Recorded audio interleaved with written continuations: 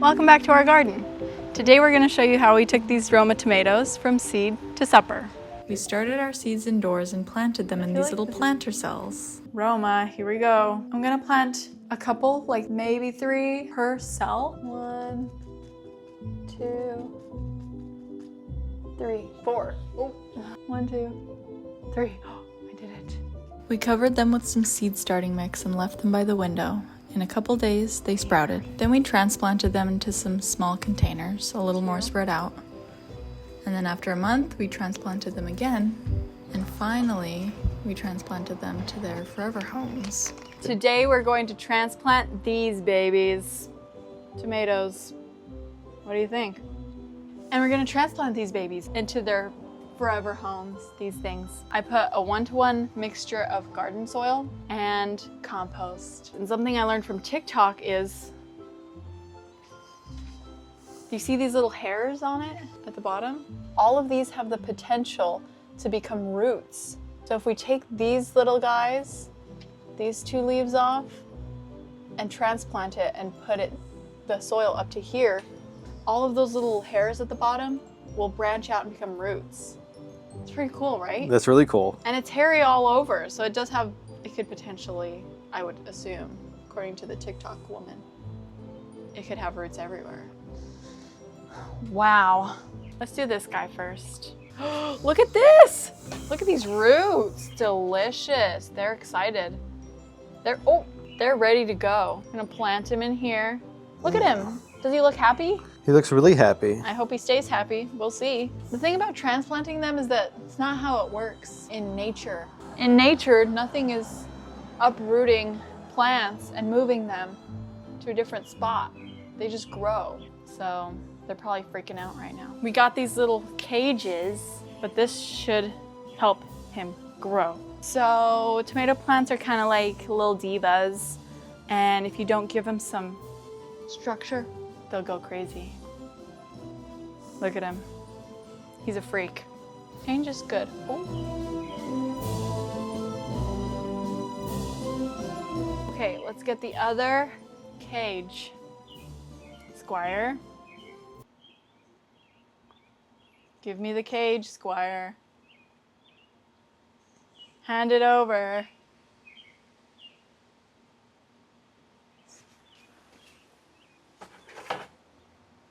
Oh, so you do want to see your family again.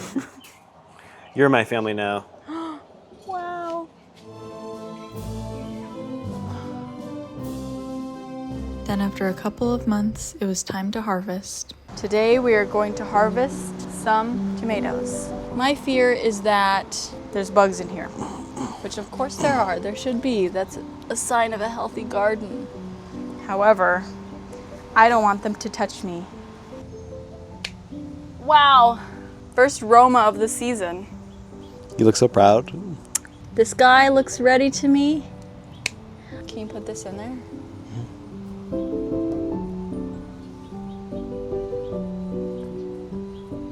Oh, cute. Wow. This guy's so good. Look how red he is. BFFs. This is us. I like it. We grew these from seed. It's pretty amazing. I know. Do you love them? I love their little like hair. We're gonna animate faces on them. Ready? Okay. I'll be this one and you be this one. Okay. Hi. Hi there. What's your name? My name's Billy. Oh, I'm Janice. Hi, Janice. I like your hair. Oh, thank you. Boop. There they go. You think this one's ready? This one's a fatty. Yes. Oh Get him. Get him. Yes. look, he's got a butt. You know he's got a bubble butt. Anyway, that's all we got so far. Garden haul. For dinner today, we're having pizza. And pizza requires sauce. So we have all these tomatoes that we're gonna use to make our pizza sauce. In order to make sauce, first thing you have to do is clean your tomatoes. Then you cut slices into each tomato in the shape of an X or a cross. So this way, and then the other way.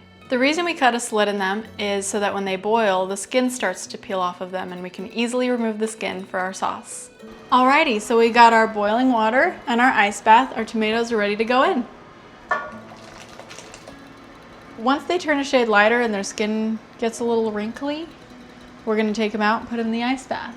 So this little guy's ready. The skin's peeling off and he floated to the top, so he's ready to go into the cold water. When the Roma tomatoes are ready, they should look like this. The skin's peeling off, it's getting wrinkled, and it's turned a shade brighter. And he goes. Clink. Their skin should split like that, so it'll be easier to peel off, because we don't really want skin in our sauce. Okay, these Romas are ready to peel. So now the skin comes off really easily, which is nice because otherwise it would have taken forever to get all of this skin off. Now it's super simple. It just slips off. Look at that. Super easy.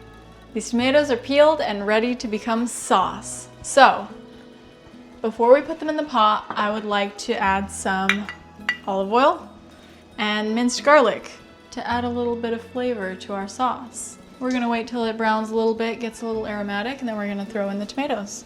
Here they go.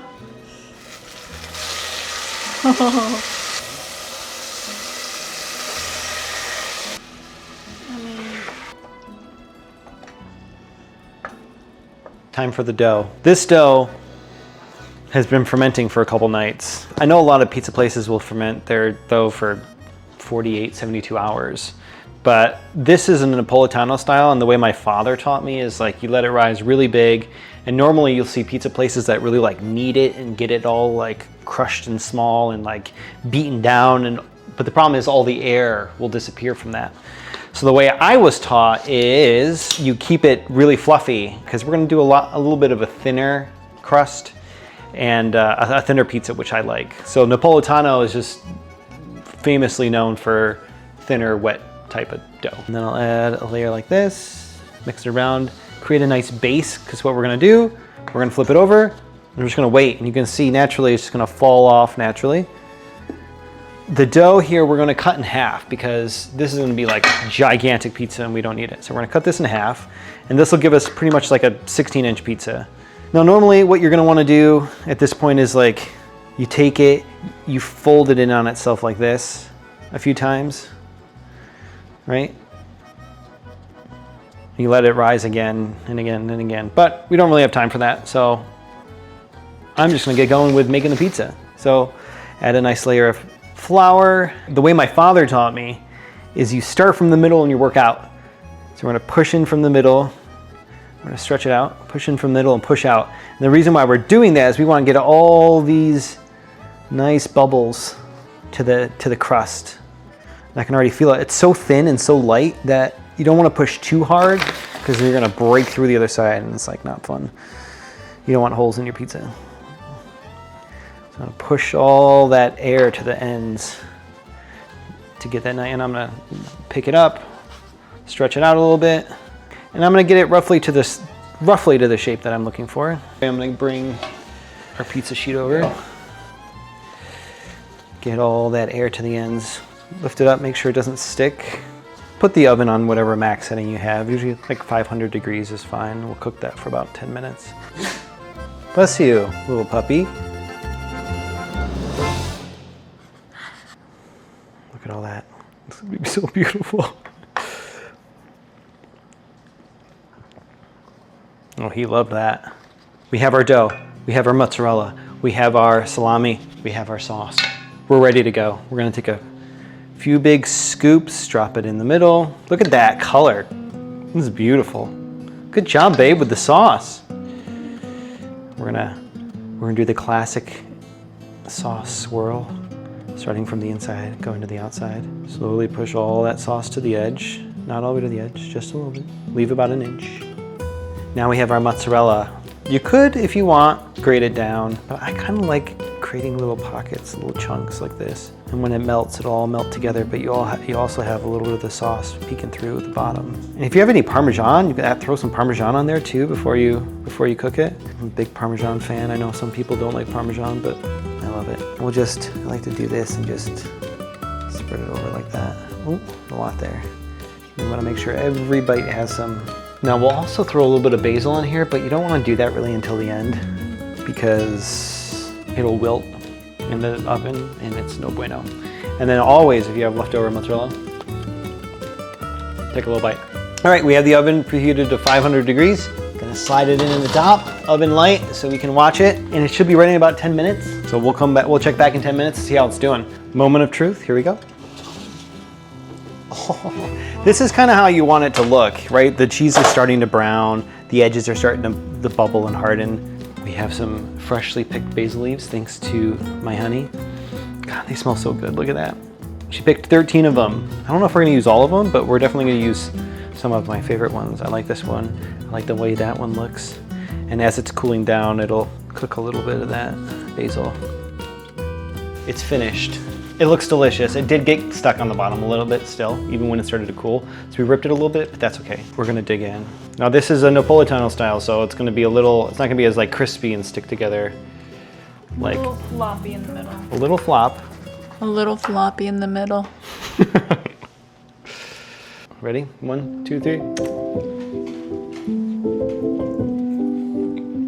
Thoughts? Do you like it? You like it? Those tomatoes are really tasty.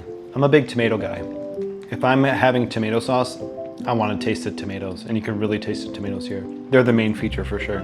If you were to make this the way I did, add a little bit of oil underneath in the oven so it could crisp a little bit on the bottom. That was one thing I've learned since making the pizza. But other than that, A+. Well, that was delicious. Did you like it? Be honest. Yeah. She liked it. Thank you for following the journey of these tomatoes from farm to table. Next up, we'll have, I don't know what we have next up. We'll see. We'll see. Well, we'll see you next time. Thanks for watching. We hope you enjoy your pizza, and we'll see you soon. Bye. Bye.